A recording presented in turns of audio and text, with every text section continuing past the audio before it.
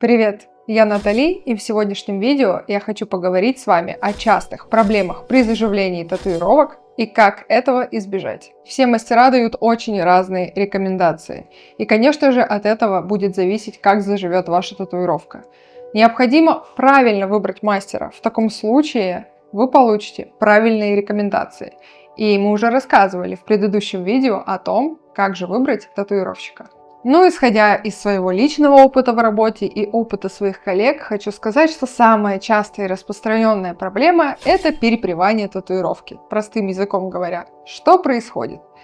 Клиенты наносят слишком толстый слой мази и слишком долго ходят в заживляющей пленке или пеленке. Как этого избежать? Во-первых, когда вы промываете татуировку, лучше всего дать ей хорошенько просохнуть. Где-то 10-15 минут на воздухе. И только потом наносить тонкий слой мази. Максимально тонкий, насколько возможно. И если у вас появляется необходимость выходить на улицу, или у вас есть домашние животные, только тогда надевать пеленку. Просто так ходить с ней нет никакого смысла, особенно если дома и на улице жарко.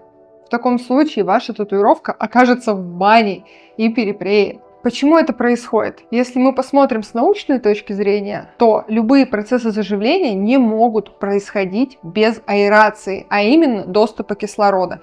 Поэтому и необходимо наносить тонкий слой мази и давать татуировке дышать. И также необходимо очень хорошо ее промывать, смывая слой сукровицы, иначе она не даст кислороду добраться до вашей татуировки, по сути, открытой раны. Следующая проблема, которая тоже довольно часто встречается, это проблема вторичной инфекции. Что это такое? Это когда после уже нанесения татуировки через несколько дней из-за того, что рана еще не зажила, к ней присоединяется бактериальная инфекция. От чего это происходит?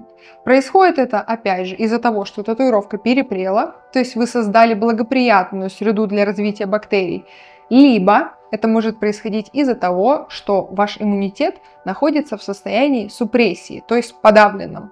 У вашего организма просто не хватает сил самостоятельно заживлять татуировку. В этом случае очень важно очень строго следовать рекомендациям по заживлению. Как я уже говорила, хорошо промывать, дополнительно обрабатывать хлоргексидином или мироместином и только потом уже наносить мазь. Также очень важно исключить контакт вашей свежей татуировки с грязными поверхностями, пылью, домашними животными. Для этого мы и надеваем компресс из детской пеленки или наклеиваем заживляющую пленку. Существует устаревшее мнение о том, что татуировку нельзя мыть. Как раз таки наоборот, ее необходимо мыть. И вообще нельзя пренебрегать гигиеной. Обязательно промывайте вашу татуировку мягко на несколько раз с детским мылом или обычным. Это поможет избежать вам вторичной инфекции. Следующая проблема, которую я тоже часто наблюдаю, это рубцевание и шрамы. Чаще всего здесь вина мастера. И происходит это потому, что вам перетравмировали кожу. В данном случае вам татуировку лучше не мазать. Вы ее хорошо промываете и просушиваете. Как определить, что ваша кожа перетравмирована? Мы знаем, что струп, то есть корка, либо тонкая пленка из кожи, образуется где-то на 3-5 день. Если этого не происходит и ваша татуировка до сих пор сочит, выделяется краска, значит есть перетравма, либо вы размочили татуировку. В таком случае нужно исключить мазь и пеленки и дать татуировке очень-очень хорошо просохнуть. Можно дополнительно просушить хлоргексидином.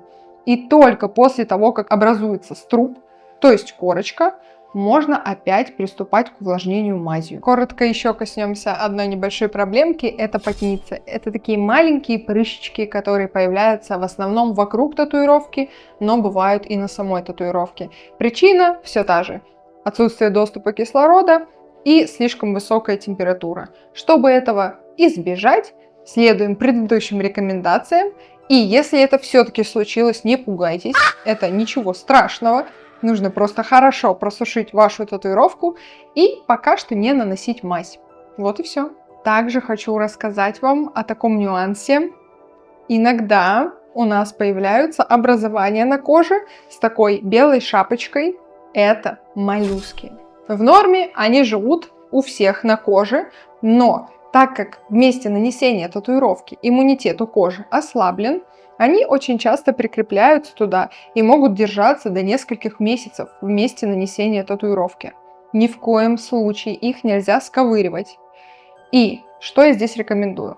Чаще всего просто подождать, когда иммунитет восстановится, они пройдут. Если это вас очень сильно беспокоит, можно сходить к дерматологу, он пропишет вам мазь. Обязательно только не самим выбирать мазь в интернете, а сходить к врачу и убедиться, что это именно моллюски. И в течение недели-двух вы помажете ваших моллюсков мазью, и эта проблема уйдет. Но на моем личном опыте могу сказать, бывает это очень редко, и даже если проявляется, проходит само собой. Сейчас хочу коснуться темы аллергических реакций. Должна сказать, что они встречаются крайне редко, и если вы склонны к аллергии, обязательно сообщите об этом вашему мастеру, и он сделает аллергопробу. Если мастер не умеет делать аллергопробу, во-первых, это звоночек о том, что мастер не очень хороший, но иногда бывает, что мастер не обладает достаточным количеством знаний именно дерматологии. В таком случае вы идете к аллергологу и сдаете аллерготест. Если вы прошли аллерготест, и у вас вылезла аллергическая реакция после сеанса, опять же, не ставим себе диагнозы сами, идем к врачу, то, скорее всего, это аллергическая реакция не на пигмент, не на металл, из которого сделаны иглы, а на косметику для заживления. В таком случае, первое, сообщаем своему мастеру. Далее, хороший мастер, скорее всего, тоже не будет тыкать пальцем в небо, а отправит вас к дерматологу. И в таком случае вы идете к врачу, и буквально за один прием ваша проблема решается. Это я могу сказать точно. Но самолечением заниматься нельзя. Итак, про сам процесс мы поговорили. Давайте теперь коснемся результата заживления, то есть финального вида татуировки.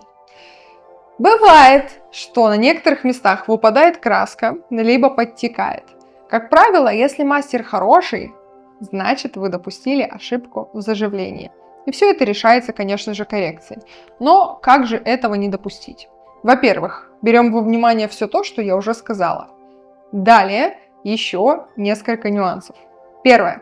Не сковыриваем струб. Струб, напоминаю, это ранка, корочка, либо тонкий слой кожи, который образовывается на татуировке. Отрывать, чесать нельзя ни в коем случае. Нет. Потому что таким образом вы срываете не только корку, но и новый слой кожи, тоненький, который только что образовался. Этого делать ни в коем случае нельзя, потому что вы вытащите этот слой вместе с краской. Все мы с вами понимаем, что ультрафиолет пагубно влияет на татуировки. Поэтому как во время заживления, когда татуировка очень свежая и очень подвержена влиянию извне, так и после нужно избегать прямых солнечных лучей. Если этого сделать невозможно и вы любите загорать, обязательно пользуемся санскрином или по-русски солнцезащитным кремом. SPF такого средства должен быть не менее 50+. Почему?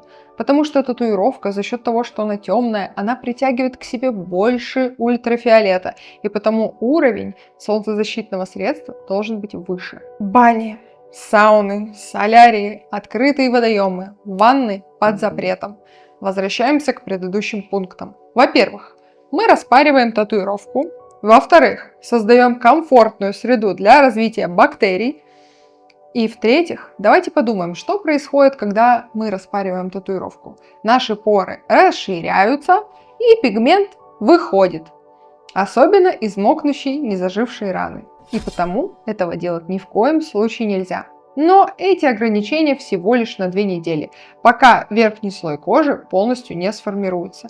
Далее можно плавать, купаться, как раньше. Итак, я рассказала вам про все самые частые проблемы, с которыми вы можете столкнуться или уже сталкивались. Если у вас есть какой-то вопрос на эту тему, который вас беспокоит, вы можете написать комментарий, и я обязательно вам отвечу. Жмите колокольчик, ставьте лайки, ну а я с вами прощаюсь. Пока!